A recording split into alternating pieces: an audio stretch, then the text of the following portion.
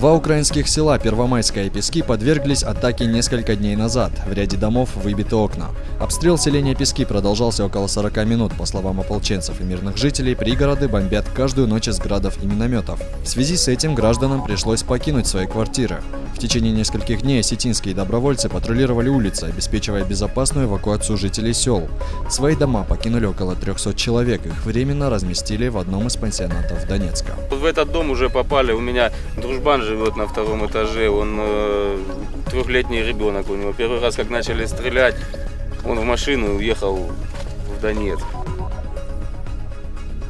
142 участника молодежного форума «Селигер-2014» отравились пищей, из них 34 были госпитализированы. Причиной массового отравления стали грубые нарушения санитарно-эпидемиологического режима на пищеблоке. Участники форума от Северной Осетии не пострадали. Все 20 человек, делегированных на форум, здоровы. На сегодняшний день форум работает в обычном режиме.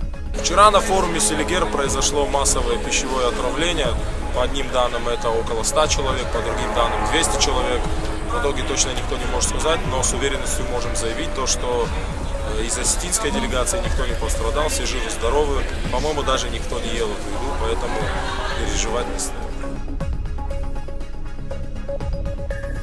Количество абитуриентов, поступающих в высшие учебные заведения, резко сократилось. Это связано с повышенными требованиями во время сдачи ЕГЭ. Но тем не менее, некоторые факультеты не теряют своей популярности.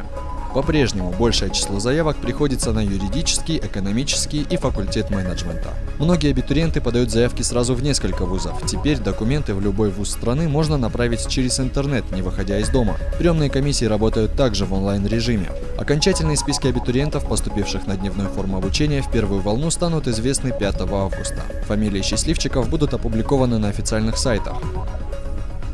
По-разному можно к этому относиться. Конечно, то, что ЕГЭ сдавали абитуриенты, студенты, точнее школьники, объективно,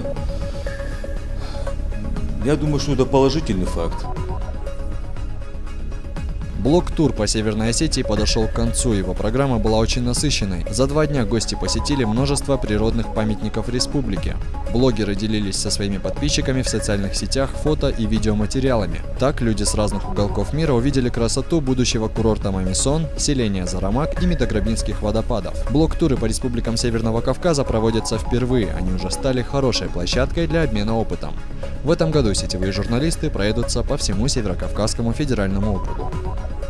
Я думаю, что уже настало время перехода от теории к практике, и сегодня в компании «Курорты Северного Кавказа» был сделан первый шаг для того, чтобы население нашей страны, активное население нашей страны начало изменять и мнение, это шаблонное мнение, которое сложилось о нашем регионе.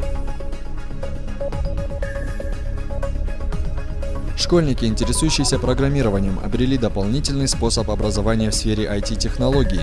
В Дегорском ущелье республики организовали IT-лагерь для детей. Здесь юные программисты смогут не только посетить интересные лекции, но и задать вопросы лучшим специалистам в области информационных технологий. Программа лагеря составлена так, что школьникам не придется забывать и о досуге. Спортивные и интеллектуальные игры на свежем воздухе, экскурсии по живописным местам ущелья – вот неполный список того, чем детям предложили разбавить образовательную программу. Но ни один участник не забывает главную задачу своего пребывания в лагере – изучить языки программирования, освоить информационные технологии – вот цель каждого, кто попал на форум. По словам автора проекта, специалиста Республиканского центра информационных технологий Натальи Дарчевой, помощь в реализации идеи оказало Министерство образования республики. Подобные инициативы позволят школьникам значительно повысить уровень своих знаний и лучше подготовиться к предметным олимпиадам. Провести отдых с пользой смогут ребята из школ Мацуты, Владикавказа и даже из Южной Осетии. Они пробудут в лагере 10 дней, несколько лекций юным программистам проведут и лучшие специалисты из IT-центра. В этом году IT-кэмп работает в тестовом режиме. Как обещают организаторы, это успешное начинание станет для республики хорошей традицией.